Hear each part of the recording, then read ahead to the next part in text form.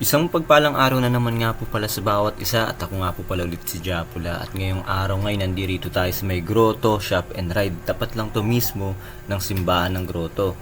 Dito kasi gaganapin ang Betacon ng Team Battalion Alliance. Ngayong November 8 nga ang preparation at ang bench-in ng mga sasali sa beta show. Ito nga't napakaraming nakahandang beta jar at mga beta tanks na gagamitin para sa ating show. At eto naman yung mga mugs na ibibigay doon para sa ating mga magiging judges. At kasama nga natin dito si Aljon, ito yung supplier natin ng live food sa ating mga isda. At kasama rin natin dito si Pres J, ang presidente ng team. At syempre si Bulalakaw Beta. May mga iilan na nga rin nag-bench in pero expected na mas maraming mag-bench in bukas ng umaga ng linggo. Ang pagkakaalam ko kasi ay 10 AM ang cut-off ng bench in para sa mga sasali sa show. At ito nga yung mga iilan sa mga isda na naka-bench in na ngayong araw. Kung may pagkakataon nga pala, i-follow mo naman ang mga pages na to para magkaroon ka rin ng kaalaman lalo na sa pag-aalaga ng mga betta fish. At sa mga gusto nga palang sumali ay pwede pa kayong humabol hanggang bukas ng umaga 10 AM. Ulit, dito lang yan sa Grotto Shop and Ride, tapat lang mismo ng simbahan ng Grotto sa San Jose del Monte, Bulacan. Mag-i-introduce mo ba ako? Hindi na. Mag-i-introduce mo ba ako? Okay, sige. Ako nga pala si Nick Carter.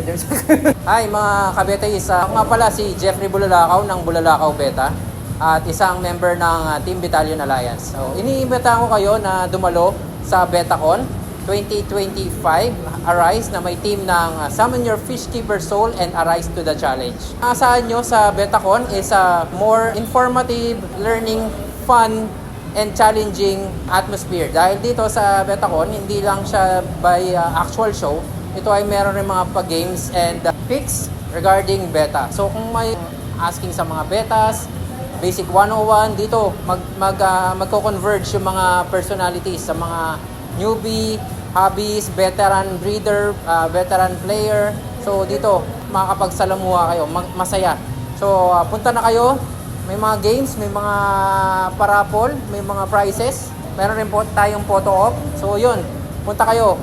Iniimbitahan ko kayo. Magsisimula siya ng 7 AM. Actual judging natin ng mga judges is expected natin is 11 mag-start. Regarding naman sa bench in ng mga ang cut-off natin is tomorrow na rin ng alas 10 or 10 o'clock AM. So yun, punta kayo. Nasaan namin kayo. And siguro yun na lang muna. And flare on. So titingin ako dun sa camera, parang gano'n. At ayun nga, The Walking Dead nga pala. So kilala nyo na. Wait lang. Ingin nito eh. At ayun nga, The Walking Dead nga pala. So ako nga pala si Jay Cabug, ang president ng Team Battalion Alliance. So ngayon, meron kaming sinasagawa ngayon na Betacon.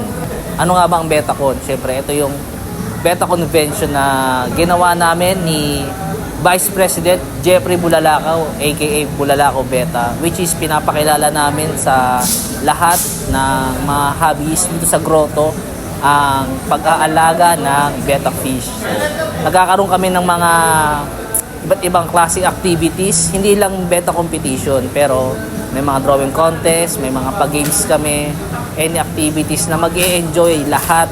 So ngayon sa Betacon Arise 2025, yan, i-start tayo ng November 8 at November 9, yan. Ang magiging judge natin is si JM Ranolio, si Alex Ray at si Mark Benitez. Yan, sila magiging judge at hatol ng mga betta fish na gaganapin dito ngayon sa Betacon 2025. Yan. So, iniimbitahan ko lahat ng mga betta hobbies natin na newbie, veterans, or mga aspiring betta keepers na gustong sumubok ng betta show or maka-experience na makasali sa mga ganitong klaseng competition or patimpalak. So, welcome lahat dito sa atin. Ini-invite ko lahat ng betta keepers na manood, sumali at mag-enjoy sa Betacon 2025 Arise. At yun nga pala, syempre, hindi lang Betacon ang magaganap ngayong taon. Ang gaganapin ng Battalion Alliance, kundi magkakaroon din tayo sa December ng ating annually na outreach program. Yan ang pinagmamalaki ko na ginawa ng team namin, ang outreach program 2025. Yan, so ang gagawin natin is magpapakain tayo sa ating community, lalong-lalo na sa mga street children at yung mga homeless. Papakainin natin sila sa December 7 or December 8. Magkakaroon tayo ng outreach program doon ulit sa may Tondo, Manila. Siyempre, mamimigay tayo ng mga school supplies, yan, mga damit na pwedeng magamit pa ng mga bata. So yun, magpapasaya tayo ng kaunti. At yan, may special ano tayo ngayon na activities doon na magkakaroon ng magic show. Yan, may ano sa atin ng magic show. Isa nating kaibigan sa team MNUBH Mandaluyong United Beta Hobby. So yun, surprise na lang natin. Pero sa December 7 or December 8, magkakaroon tayo ng outreach program. At inaasahan kong sumuport ang ating mga kahabi sa beta or sa fish keeping na suportahan nyo kami sa darating na outreach program 2025. So yun, update lang. So yun nga, kita-kits bukas. Ingat sa lahat, God bless, and to God be the glory. Happy fish keeping sa bawat isa.